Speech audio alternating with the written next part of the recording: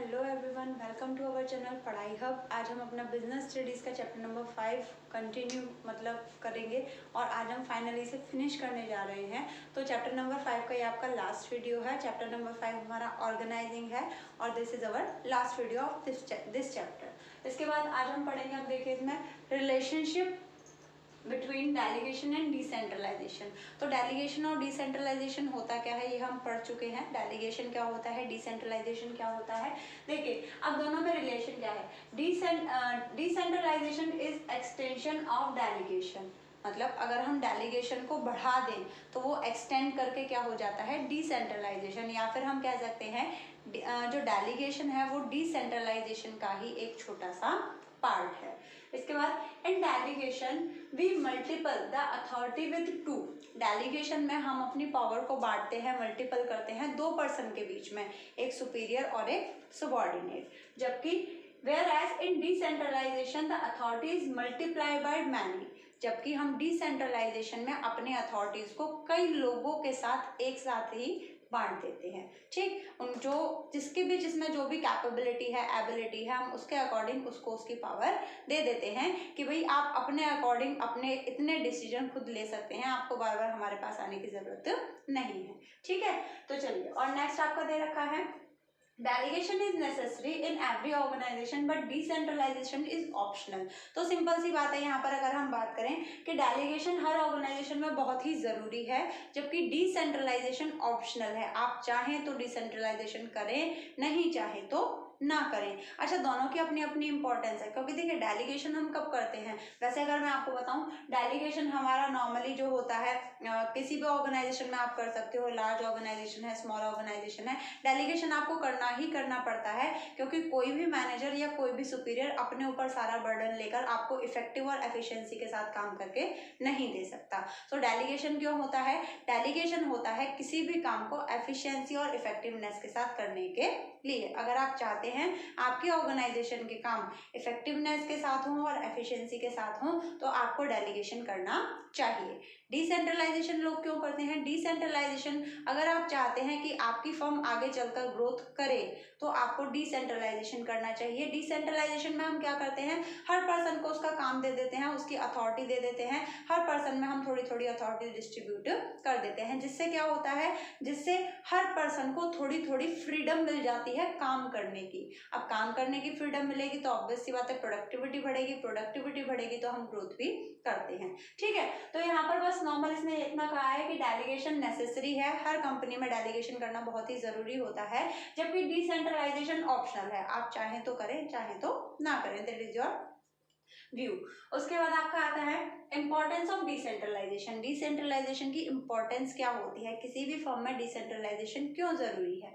तो यहाँ पर आता है सबसे पहले develop initiative among subordinates, passing of authority eight middle and lower level. ये क्या कह रहा है कि सबऑर्डिनेट्स के बीच में ये इनिशिएटिव डेवलप करता है। इनिशिएटिव मतलब उन्हें मोटिवेट करता है काम करने के लिए। कैसे, passing of authority eight middle and lower level. हमने मिडिल और लोअर लेवल को क्या कर दी, अथॉरिटी दी, काम करने के लिए उनको पावर दी। अब जैसे ही हमने उनको काम करने के लिए पावर दी, वहां पर क्या हुआ, वहां पर उन लोगों के बीच में एक ट्रस्ट आया कि हाँ कि भाई हमारी ऑर्गेनाइजेशन के जो टॉप लेवल मैनेजमेंट है वो हम पर इतना ट्रस्ट करती है तो वो आपको बहुत अच्छा काम करके देने की कोशिश करते हैं। इसके बाद आपका आता है develop managerial talent for future. हम इसके लिए मैनेजरियल टैलेंट को फ्यूचर के लिए डेवलप करते हैं। कैसे करते हैं, हमने अभी सबको उनके अथॉरिटी के अकॉर्डिंग काम दे दिया, अब सब अपने अपने हिसाब से अपने अपने डिसीजन लेंगे, अपने अपने काम को अपने तरीके से करेंगे।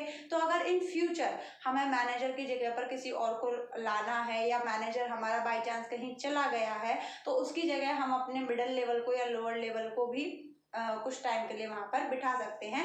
मतलब हम जब उनको अथॉरिटी देते हैं तो उनमें कहीं ना कहीं हम मैनेजरियल टैलेंट को डेवलप कर रहे हैं। इसके बाद आता है क्विक डिसीजन मेकिंग। यहाँ पर हमारे डिसीजन भी जल्दी होते हैं कि भाई अगर सारे डिसीजन एक पर्सन को लेने हैं तो ऑब्वियस सी बात है हर डिसीजन में टाइम लगेगा, क्योंकि उस एक पर्सन को बहुत सारे काम एक साथ देखने हैं।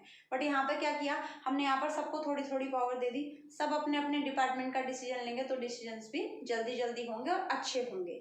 ठीक है, उसके बाद आता है relief to top level management. इससे टॉप लेवल मैनेजमेंट को बहुत ही आराम मिलता है, रिलीफ मिलता है। अच्छा, आराम मिलने का ये मतलब नहीं है आराम से वहां पर बैठ गए कि अब कोई टेंशन नहीं है, ऐसा कुछ नहीं होता है। यहाँ पर relief to the top level management का मतलब है वहां पर जो टॉप मैनेजमेंट पे जो ओवरबर्डन था हर काम को करने का, एक हेडेक या आप कह सकते हैं बिल्कुल भी जो एक ओवरबर्डन आ जाता है कि भाई अब ये काम कैसे होगा, बहुत ही ज्यादा स्ट्रेस आ जाता है, वो स्ट्रेस कम हो जाता है।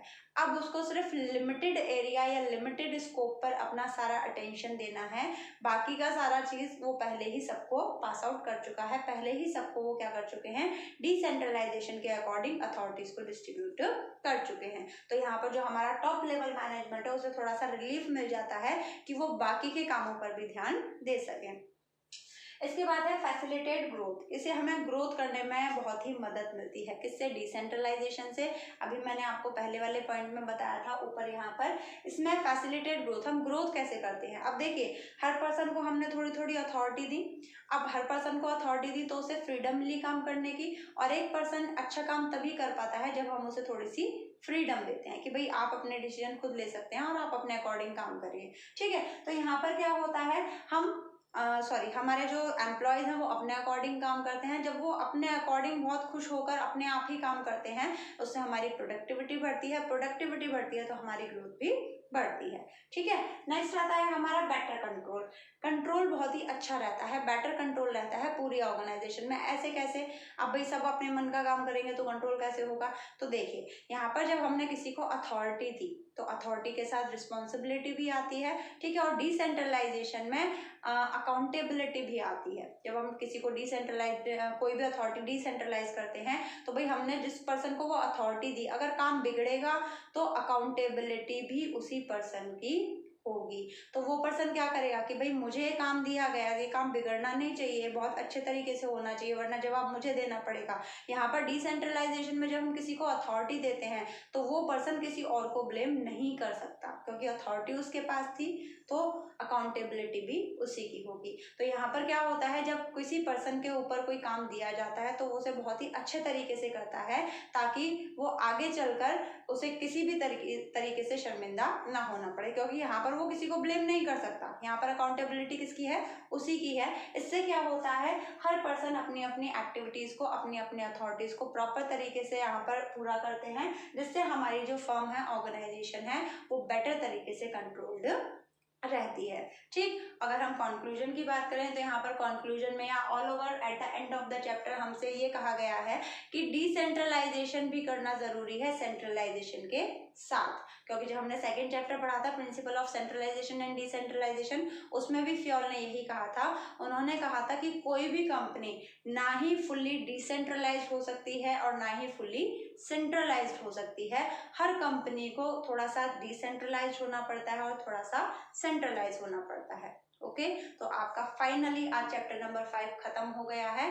If you have any suggestions और यू हैव एनी क्वेरीज और confusions regarding the topic, then you can comment in the comment box. This is it for today.